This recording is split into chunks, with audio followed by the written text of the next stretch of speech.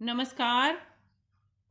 आज हम पढ़ने वाले हैं कक्षा 8 का थर्ड चैप्टर संश्लेषित रेशे और प्लास्टिक।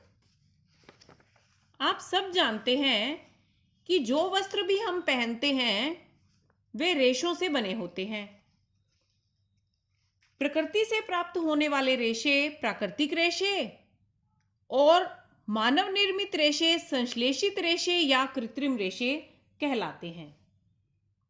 कपास, जूट और नारियल का रेशा पादपों से प्राप्त होने वाला प्राकृतिक रेशा है। इसके अलावा भी कुछ पौधों से रेशे प्राप्त किए जाते हैं, जैसे केले के पौधे से भी रेशा प्राप्त होता है। आगरा में केले के रेशों से बनी हुई साड़ियां मिलती हैं। ऊन और रेशम ये जंतुओं से प्राप्त होने वाले प्राकृतिक रेशे हैं। इन्हें जांतव रेशे भी कहा जाता है। संश्लेषित रेशे, जिन्हें मानव निर्मित, संश्लिष्ट या कृत्रिम रेशे कहा जाता है, वे बहुलक होते हैं। बहुलक यानी पॉलीमर। क्या होता है बहुलक या पॉलीमर? आओ जानें। पॉलीमर ग्रीक भाषा का शब्द है जिसमें पोली का अर्थ है अनेक और मर का अर्थ है इकाई, यानी अनेक इकाइयों के जुड़ने से बनी हुई रचना।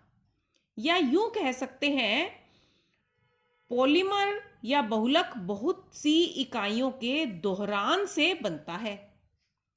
इसे आप एक माला से समझ सकते हैं।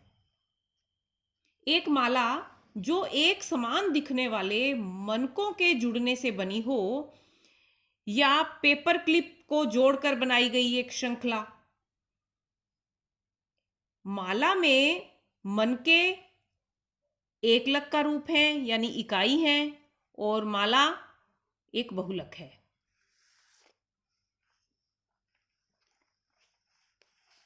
अब आपके दिमाग में एक प्रश्न अवश्य आया होगा कि संश्लेषित रेशे बहुलक हैं, तो क्या अन्य कोई प्राकृतिक पदार्थ भी बहुलक है? बिल्कुल है।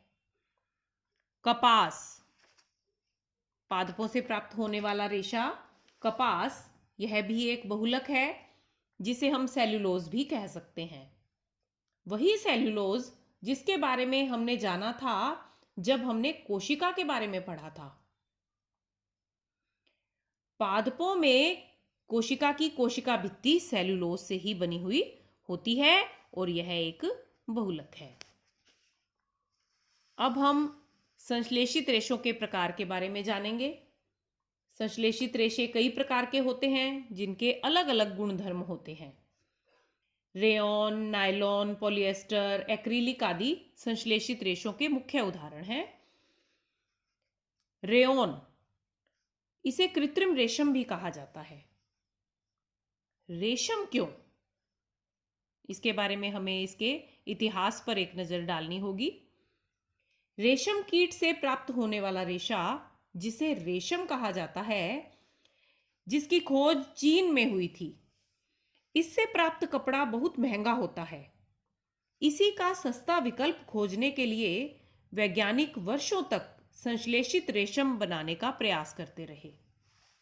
19वीं शताब्दी के अंत में वैज्ञानिकों को रेशम रेशे के समान गुणों वाला कृत्रिम रेशा यानी संश्लेषित रेशा बनाने में सफलता प्राप्त हुई और उसे नाम दिया गया रेयॉन।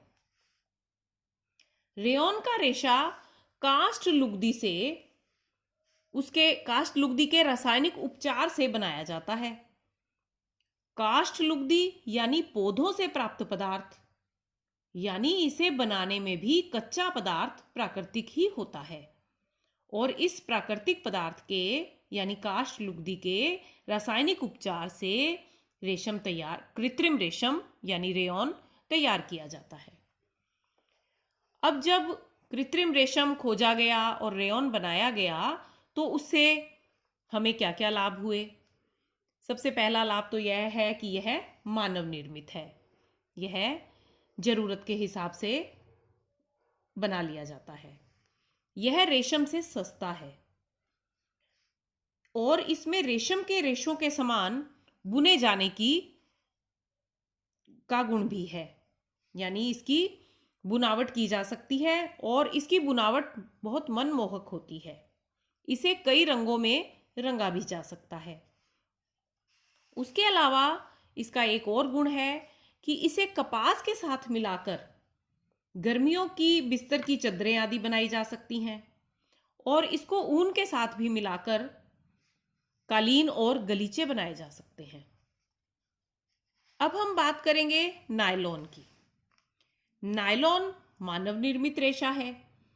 इसके निर्माण में किसी भी ऐसे प्राकृतिक कच्चे माल की आवश्यकता नहीं होती जो पौधों या जंतुओं से प्राप्त हुआ हो। जैसे रेयॉन के निर्माण में हमने जाना कि रेयॉन निर्माण के लिए कच्चा पदार्थ पौधों से प्राप्त काष्ठ लुगदी है। नायलॉन के लिए ऐसे किसी पदार्थ की आवश्यकता नहीं होती। इसका अर्थ है कि यह पूर्ण रूप से संश्लेषित रेशा है। नायलॉन रेशे के गुण क्या है? नायलॉन रेशा प्रबल यानी बहुत मजबूत, प्रत्यास्थ और हल्का होता है और इस रेशे से बने वस्त्र और यह रेशा भी चमकीला होता है। इसकी धुलाई करना बहुत आसान होता है और यह आसानी से सूख भी जाता है। इससे बने वस्त्र काफी टिकाऊ होते हैं, यानी जल्दी फटते नहीं हैं। अब इस रेशे के क्या क्या उपयोग हैं? इसकी प्रबलता के गुण का उपयोग करते हुए नायलॉन से पैराशूट और चट्टानों पर चढ़ने हेतु रस्से यानी तार बनाए जाते हैं। असलियत तो यह है कि नायलॉन का तार इस्पात के तार से भी प्रबल होता है। वस्त्र और जुराबों के निर्माण के अलावा इससे टूथब्रश, कारों की सीटों के पट्टे, स्लीपिंग बैग और पर्दे आदि भी बनाए जाते हैं। आज के लिए इतना ही। धन्यवाद।